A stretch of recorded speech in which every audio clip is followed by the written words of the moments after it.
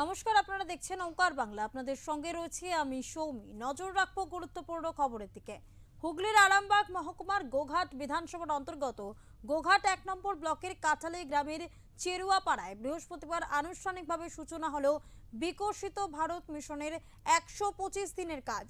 দীর্ঘদিন পর গ্রামীণ কর্মসংস্থান ও পরিকাঠামো উন্নয়নের লক্ষ্যে এই প্রকল্প চালু হওয়ায় এলাকায় উৎসাহের পরিবেশ তৈরি হয়েছে। প্রকল্পের শুভ উদ্বোধন করেন গোঘাটের বিধায়ক প্রশান্ত দিগার। অনুষ্ঠানে উপস্থিত ছিলেন গোঘাট থানার ওসি মধুসূদন পাল, গোঘাট ১ নম্বর ব্লকের বিডিও শান্ত চক্রবর্তী সহ একাধিক সরকারি আধিকারিক এবং জনপ্রতিনিধি ও বিশিষ্ট ব্যক্তিরা। উদ্বোধনী অনুষ্ঠানে স্থানীয় মানুষেরও ব্যাপক উপস্থিতি লক্ষ্য করা যায়। স্থানীয় বাসিন্দাদের দাবি রয়েছে, দীর্ঘদিন ধরে কর্মসংস্থানের অভাবে বহু মানুষ সমস্যার মধ্যে পড়েছিলেন। নতুন করে ১২৫ দিনের কাজ চালু হওয়ায় সাধারণ মানুষের মধ্যে আশার সঞ্চার তৈরি হয়েছে।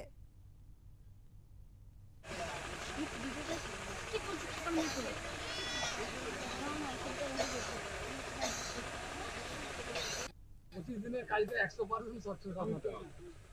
আমরা এইবারে নির্বাচনে যখন আমরা অংশগ্রহণ করেছিলাম তখনই মানুষকে বলেছিলাম পশ্চিমবঙ্গে আমাদের সরকার হলে এই যে দুর্নীতি মুক্ত প্রশাসন আমরা উপহার দেবো, সেটা আমরা প্রতিশ্রুতিবদ্ধ।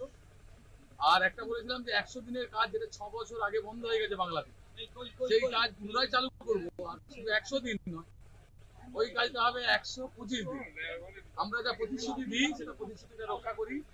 আজকে দেখতে পাচ্ছেন লেখা আছে বলেছে 125 দিনের কাজের অঙ্গীকার, গ্রাম উন্নয়ন নিশ্চিত। এবার তাহলে আমরা গ্রামের যে গ্রাম উন্নয়নের বিষয়টা বললাম, আমি আগেই বলছিলাম বলছি যে প্রকৃত গ্রামীণ অর্থনীতির যেমন উন্নয়ন হবে, গ্রামীণ পরিকাঠামোর উন্নয়ন করতে হবে। তো সেটা এই নতুন সরকারের হাত ধরে হবে।